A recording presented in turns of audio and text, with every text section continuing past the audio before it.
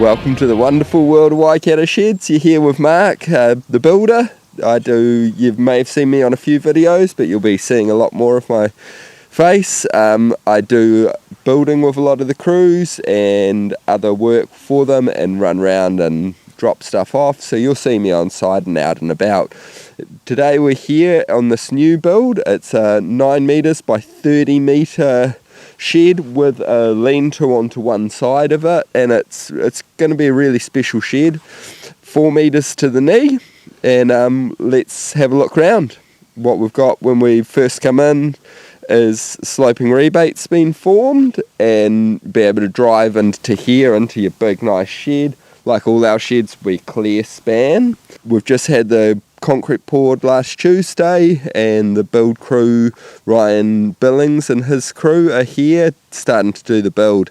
So what they've done is started to put their string line marks all out, run round and put all their string lined marks out, and then they're starting to put all of their base cleats into position. Marked out their roller doors, and they'll put their roller door cleats in. So if we walk around, we'll have a look at a couple over this side that they've already done. They've marked it all out, and then they're going to set these and dynabolt them in. All the shed builders have their own little ways of doing things, but in the end they get the same top quality product all done. They'll have these set, and then when they stand their legs into them, they're going to be able to bolt straight away in and have a really sturdy frame stood. On this site we worked with the customers, and they had an existing shed here that we've got A1 contracting to come in and remove that for them, but we've actually kept the concrete pad from that shed, so we've been able to work in with the customer, save a little bit of money there by not having to redo it all, but just working with what was existing. With the shed, it is quite close to the house, and what that's going to allow the customer to do is pull in and then access straight into their house. So it's almost like a drive-in garage, which is really cool. Here we've got apex braces that they've drawn a pattern up and cut these. So what they've done here, for the apex, you have a brace that runs through the middle, and they've marked those out and cut them, so once they start building all their frames, you're going to be able to slot that in and stand it up straight away. So that's something, if you're doing your own kit set, you'd have to do, and that's a really nice example of a nice angle on the bottom here, so it's going to sit really snugly up and into position. So that's good to see. So here, what they've done is bolted in their base cleats. So genuinely you'll make up all your portals and then get either a crane truck or a high-ab to come in and lift them. And what they're going to be able to do is lift these in, put them straight down and bolt them up, which is really going to quicken up the process of when the high-ab's here to just go put each one in. Where often we'd stand them, drill them and put them in, which is a great way to do it, but does slow down the process a little bit, because you've got to wait for those to be set in before you can release it and do the next one, where this will be a lot quicker to have the high-ab come in and just go boom, boom, boom and work through them. So the concreters will come in, prep your site for you, they'll pour all your concrete, then a couple of days later they'll come back and put relief cuts in.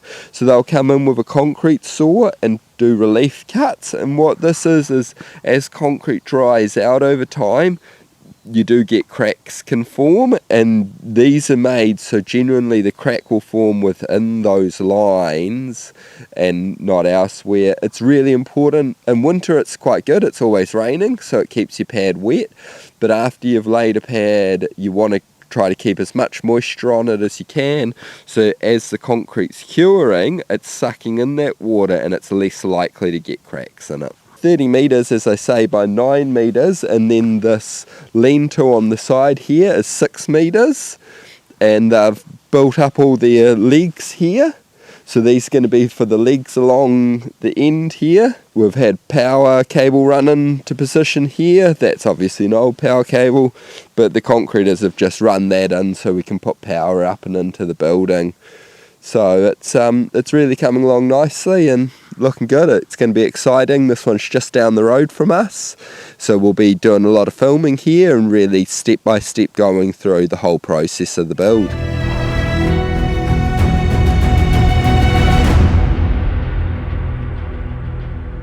Welcome to the wonderful world of Waikato Sheds. We're back here at this fantastic build, and as you can see from last time, which was pretty much only a week ago, there's been a lot of action. Our builders have been really busy and they've gotten a lot done. So behind you can see all the frames have been stood, building wraps going on, and then down the side wall they have clad it all. So we'll come inside and we'll have a look around.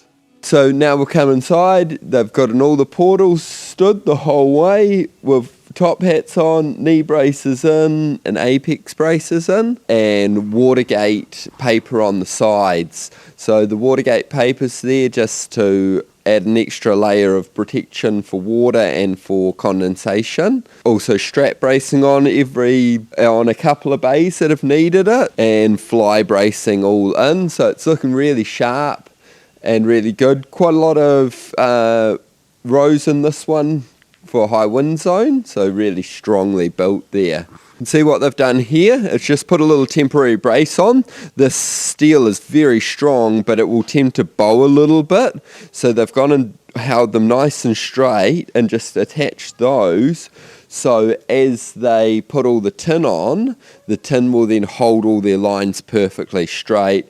And they've actually just put a Tech screw underneath the bottom there, so when they pull this out, there's no marks in the top hats, but everything's sitting nice and level.